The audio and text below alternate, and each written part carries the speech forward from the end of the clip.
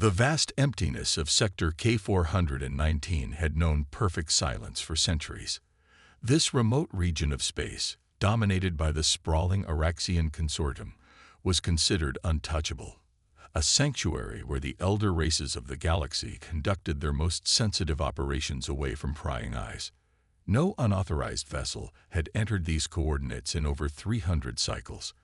The penalties for trespassing were not merely severe, they were existentially final. Yet today, that silence was broken. Unidentified vessel detected at coordinates 87x23 announced the automated Sentinel system aboard the Araxian command station Eternal Vigilance. Classification unknown. Drive signature. Analyzing. Senior Commander Thrix, Valnor froze at his command console, all 6 of his amber eyes widening simultaneously. His crystalline exoskeleton caught the harsh blue light of the bridge in shimmering waves as he rose to his full height of nearly 3 meters. Impossible, he hissed through mandibles that clicked with agitation. Run diagnostic. The Sentinel array must be malfunctioning. His second-in-command, Sub-Commander Zex, hurried to comply, her slender fingers dancing across the neural interface. Diagnostics show all systems operating at optimal parameters, Commander. The reading is genuine. The primary view screen flickered to life, showcasing the emptiness of space where the unidentified vessel supposedly lurked. Nothing was visible against the backdrop of distant stars. Full spectrum scan, Valnor ordered, his voice dropping an octave as dread began to gnaw at him. Deploy stealth probes. I want visual confirmation. The bridge crew worked in perfect unison, their movements a synchronized ballet of efficiency born from centuries of evolutionary and technological advancement. The Araxians prided themselves on being the galaxy's preeminent military force, a position earned through ruthless intelligence and superior technology. Commander, called the sensor officer, her voice wavering. Drive signature identified. It's Terran. Human. Military grade. The temperature on the bridge seemed to drop 10 degrees in an instant. Valnor's exoskeleton hardened reflexively. Humans. He spat the word like a curse. Verify. Their nearest outpost is 17 sectors away. Verification complete, came the reply. 99% match to Terran naval prototype. Designation, Shadowblade class. Unknown variant. Valnor began to pace, each footfall resonating with crystal-clear precision on the polished deck. Inform the High Command immediately. Raise defense grid to maximum. Ready all weapons. Deploy the interceptor squadrons. Sir, Zex interjected, the Accords of Proxima Centauri explicitly forbid any aggressive action against human vessels without direct provocation. We are bound by. I know the Accords. Valnor snapped, whirling to face his subordinate. But no human vessel has any business in this sector. Their presence alone constitutes provocation. The view screen suddenly flickered again, and for a brief moment, the silhouette of a sleek, obsidian craft appeared against the stars. Angular, predatory, and unmistakably human in design. Then it vanished again, as though it had never existed. They're toying with us, Valnor whispered. They'd want us to know they're here. Aboard the UES Nemesis, Captain Alina Reyes sat motionless in her command chair, fingers steepled beneath her chin as she observed the panic unfolding on the Araxian command station. The intercepted communications flowed across her neural interface in real time, translated instantly by the ship's eye. They've spotted us, announced Lieutenant Commander Jackson, her tactical officer. He stood at her right shoulder, his dark skin illuminated by the soft amber glow of the bridge's minimal lighting. Just as you predicted. Of course they did, Reyes replied with a half-smile. We wanted them to. Status. Stealth systems operating at 97% efficiency. Hull temperature nominal. Quantum ghost projectors are successfully confusing their targeting systems. They think we're everywhere and nowhere. Reyes nodded, satisfaction evident in her steel-gray eyes. At 48, she was considered young for her position, but 2 decades of successful operations in Terran naval intelligence had earned her this command. The Nemesis was humanity's newest weapon, a vessel designed not for open warfare, but for something far more dangerous: the truth. "Are they scrambling ships?" she asked. "Yes, Captain. 2 squadrons of interceptors and what appears to be a heavy cruiser moving to our coordinates." "Perfect. That should keep their attention while Sparrow Team completes their insertion." She tapped a discrete command into her chair's interface. "Sparrow Leader. Status. In position, Captain," came the whispered reply of Commander Asim Khan. "We've breached the outer hull of Research Station Omega 9. Proceeding to the central database. No resistance so far." "Excellent. You have 40 minutes before we need to create a more substantial distraction." "Understood." Khan out. Reyes leaned back in her chair, her mind calculating possibilities and contingencies. The Araxian Consortium had been humanity's primary rival in the galactic community for nearly a century. Neither side trusted the other, but open conflict had been avoided through a delicate dance of treaties, accords, and mutual deterrence. Until 3 months ago, when 17 human colonies on the borders of Araxian space had gone completely silent. Over 30 million people vanished. The official Araxian explanation claimed a previously unknown spatial anomaly had temporarily displaced the colonies into subspace. Humanity's leadership had publicly accepted this explanation, while privately dispatching the Nemesis to uncover the truth. On the main view screen, the Araxian vessels were now forming a perimeter around the invisible human ship. Val Nor's voice came through the intercepted communications. "Human vessel, this is Senior Commander Thrix Val Nor of the Araxian Consortium. You have entered restricted space in violation of interstellar law. Power down your systems and prepare to be boarded, or we will be forced to take aggressive action." Ray smiled thinly. "Communications, open a channel." "Channel open, Captain." She straightened in her chair. "Commander Val Nor, this is Captain Elena Reyes of the United Earth ship Nemesis. I apologize for the intrusion, but I believe there's been a misunderstanding." "There is no misunderstanding, Captain. You are in violation of multiple treaties. Surrender your vessel immediately." "I'm afraid I can't do that, Commander. You see, we're conducting a search and rescue operation for our missing colonists. Perhaps you've heard about them. 30 million humans who vanished without a trace." There was a momentary pause before Val Nor responded, his voice noticeably colder. "Those colonies were lost to a spatial anomaly. This matter has been discussed and settled at the highest diplomatic levels." "Yes, that's the official story. But we humans have a saying: trust, but verify. Which brings me to why we're in your restricted sector." On the bridge of the eternal vigilance, Val Nor felt his blood run cold. "Explain yourself, Captain, but be aware that your explanations will not excuse this violation." The human's voice was infuriatingly calm when she replied. "Our intelligence suggests that Research Station Omega 9, currently orbiting the 3rd moon of this system, might have information relevant to our investigation. We're simply here to consult your archives." Val Nor's mandibles clicked rapidly in alarm. Omega 9 was one of the Consortium's most classified facilities. Its very existence was supposed to be unknown to outsiders. "You are mistaken," he replied carefully. "There is no such facility in this system." Captain Reyes' laugh came through the communication channel, a sound that sent shivers down Val Nor's spine.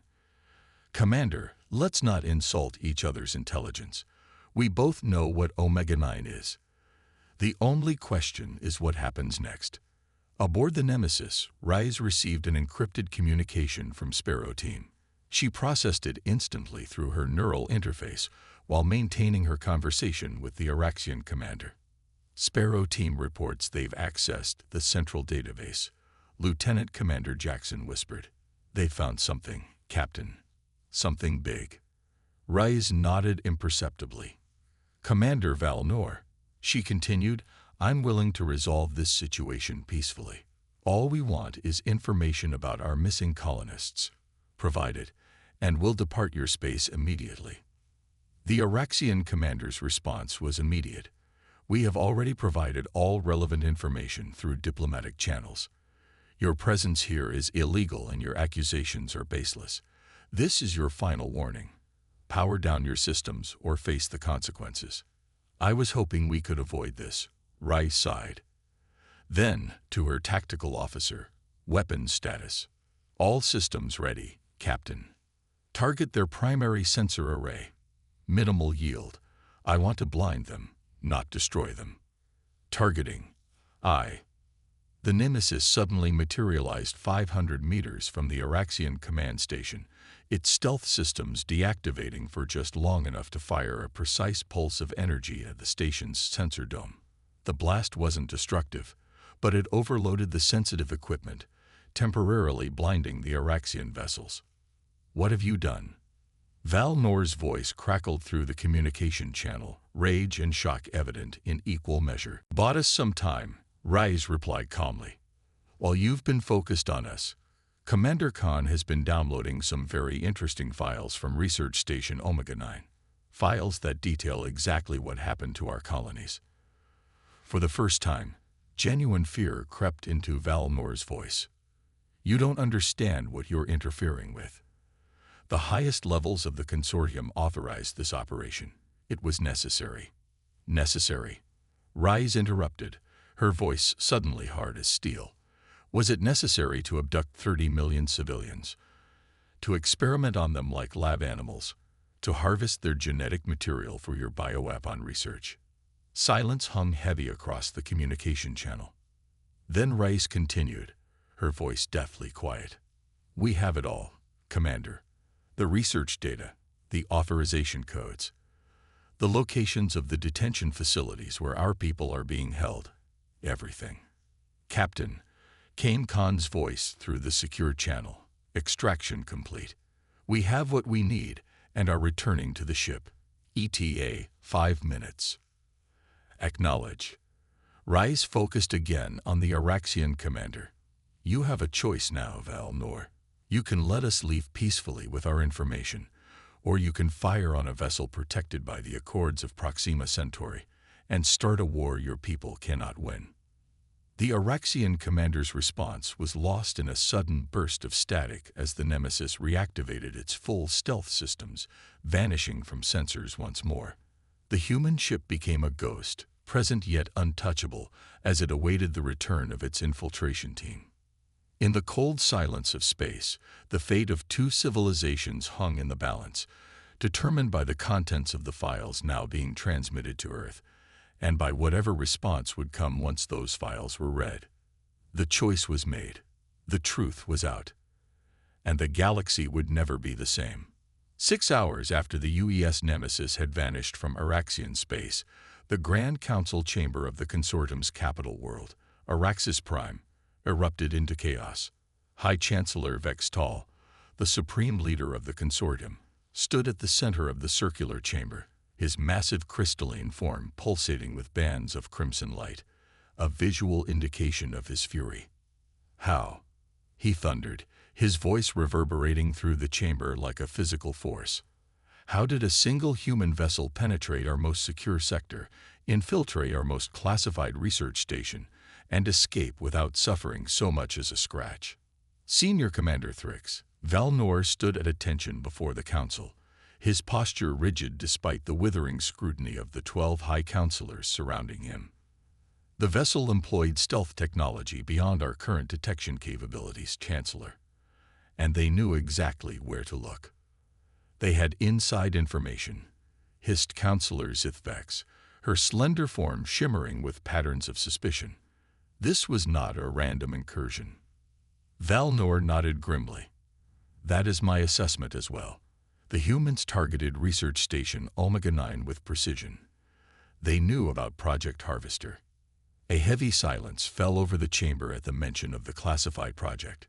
Project Harvester, the consortium's most ambitious and morally questionable undertaking in its 5,000-year history. Chancellor Vextal's voice dropped to a dangerous whisper. What exactly did they take? Everything, Val Nor admitted, his mandibles clicking in distress.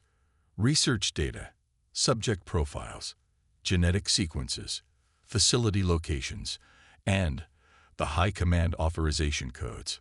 The humans now possess irrefutable evidence of our involvement in the disappearance of their colonies, summarized Counselor Myth-Zar, the elder statesman of the Council.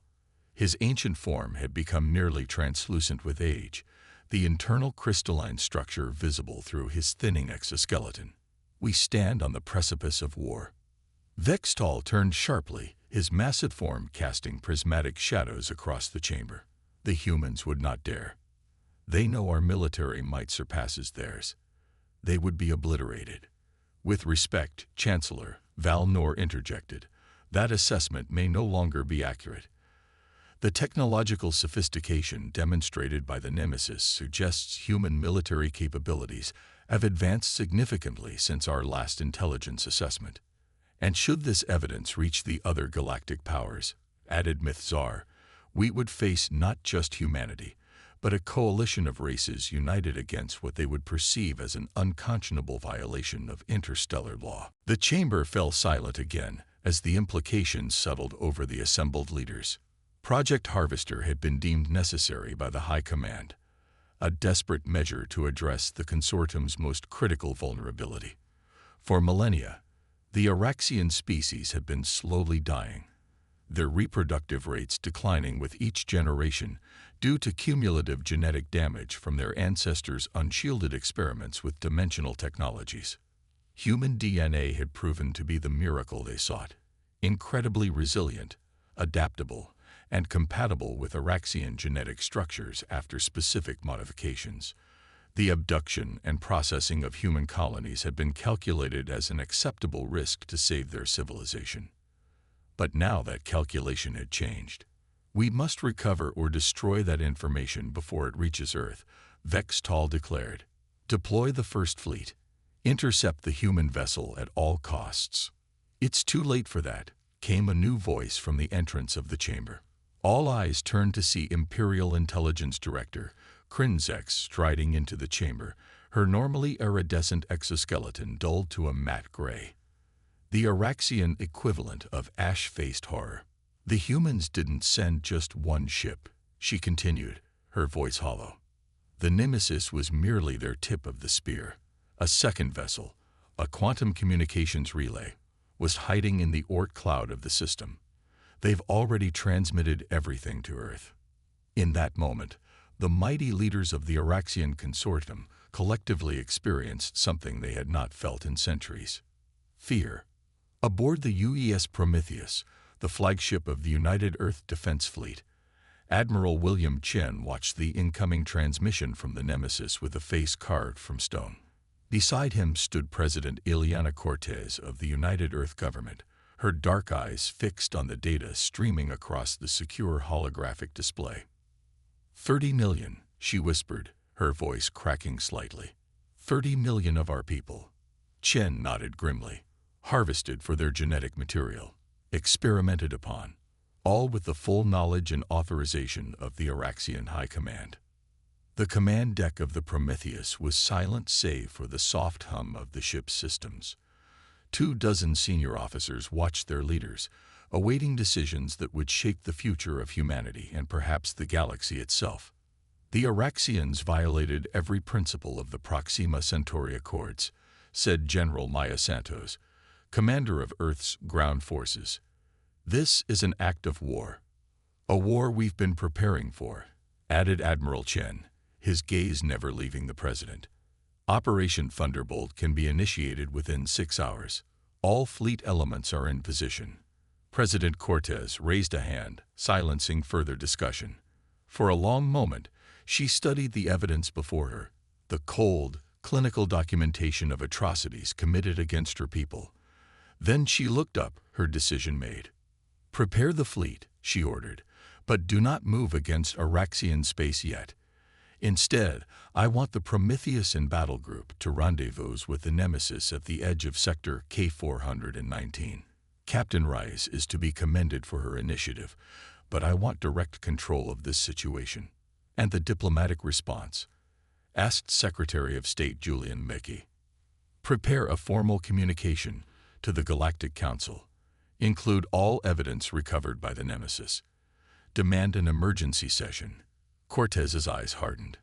It's time the galaxy learned exactly who they've been protecting all these years. Admiral Chen nodded his approval. And if the Araxians attempt to silence us before we can present this evidence? The President's response was immediate. Then they will learn why humanity has survived every threat we've ever faced. 3 days later, in the neutral space surrounding the ancient space station known as the Nexus, headquarters of the Galactic Council, history was being made.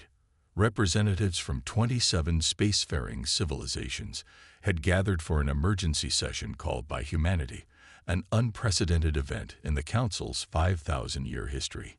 The circular chamber at the heart of the Nexus was designed to place all delegates on equal footing, with concentric rings of seats surrounding a central speaking platform.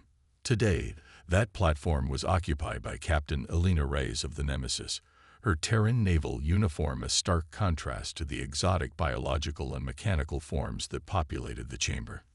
"I stand before you not merely as a representative of humanity," she began, her voice steady and clear, "but as a witness to crimes that threaten the very foundation of peace in our galaxy." Behind her, holographic displays activated, showing the evidence recovered from Research Station Omega-9, detailed records of the abduction of human colonies, the processing of civilians, the extraction of genetic material, and the disposal of what the Araxians had termed depleted specimens. A murmur of horror spread through the chamber as the evidence unfolded. Even species with no biological connection to humans could recognize the moral abomination documented in clinical detail. For 3 months, Rice continued, the Araxian Consortium has maintained that 30 million human colonists were lost to a spatial anomaly. This was a lie. These people, civilians, including children, were systematically abducted as part of a program called Project Harvester, designed to extract and exploit human genetic material to address the Araxians' own genetic degradation. In the Araxian delegation's box, High Chancellor Vextal rose to his full, imposing height. "These accusations are outrageous," he thundered. "This alleged evidence is clearly fabricated by humans seeking to destabilize the Consortium's position in the galactic community." "The evidence speaks for itself," Rice replied calmly, "and it has been authenticated by quantum signature verification, a process accepted by this very council as irrefutable." The moderator of the council, an ancient entity of the felon species whose consciousness resided in a crystalline matrix, floated forward. "The council has indeed verified the quantum signatures of these records. They originated from the Araxian governmental databases. This cannot be disputed." Vextal's crystalline form pulsed with growing rage. "Even if some elements of this evidence are genuine, the Araxian Consortium acted out of existential necessity. Our species faces extinction without the genetic stability that human DNA provides." A shocked silence fell over the chamber at this unintended admission. The Araxian Chancellor realized his error too late. Captain Rey's voice cut through the silence. "So you admit to these crimes, Chancellor? You admit to the abduction and processing of 30 million human beings?" Before Vextal could respond, the chamber's entrance portal dilated, and a contingent of heavily armed Araxian soldiers poured in, weapons raised. Behind them strode Senior Commander Valnor. "This session is terminated," he announced. "By order of the Araxian High Command, all delegates are to return to their vessels immediately. Any resistance will be met with lethal force." Chaos erupted as delegates rose in alarm and protest. The moderator's crystalline form pulsed with patterns of outrage. "This is a violation of the sacred neutrality of the Nexus. Stand down your forces immediately." Valnor ignored the command, his attention fixed on Captain Reyes. "You will surrender yourself and all copies of the stolen information to Araxian custody." Reyes met his gaze without flinching. "I think not, Commander." At that moment, a new holographic display activated above the central platform. showing a massive fleet of Earth vessels dropping out of faster-than-light travel directly outside the Nexus. At their center was the UES Prometheus, its weapon systems visibly powered and ready. President Cortez's face appeared on communications channels throughout the chamber. "This is President Ileana Cortez of the United Earth Government. The Araxian Consortium has not only committed crimes against humanity, but now threatens the neutrality of the Galactic Council itself. We demand the immediate stand-down of all Araxian forces and the continuation of these proceedings without interference." Valnor hesitated, his soldiers looking to him for direction. The situation was rapidly spiraling beyond his control. Then another voice joined the communication channels, the deep, resonant tones of Admiral Chen. "Araxian forces, this is Admiral William Chen of the United Earth Defense Fleet. Your vessels are currently targeted by our advanced weapon systems. Any aggressive action will result in your immediate destruction. Furthermore, be advised that Operation Thunderbolt has been initiated. Earth battle groups are currently positioned at 12 critical points throughout Araxian space, including orbit around Araxis Prime itself." Holographic displays confirmed his words, showing Earth vessels materializing near key Araxian worlds and installations. Somehow, in perfect secrecy, humanity had positioned its entire fleet for a coordinated strike against the Consortium's most vulnerable points. Vextal's form seemed to dim as the realization of their strategic failure became apparent. "This is impossible," he whispered. "Our intelligence indicated your fleet was dispersed across 3 sectors for training exercises."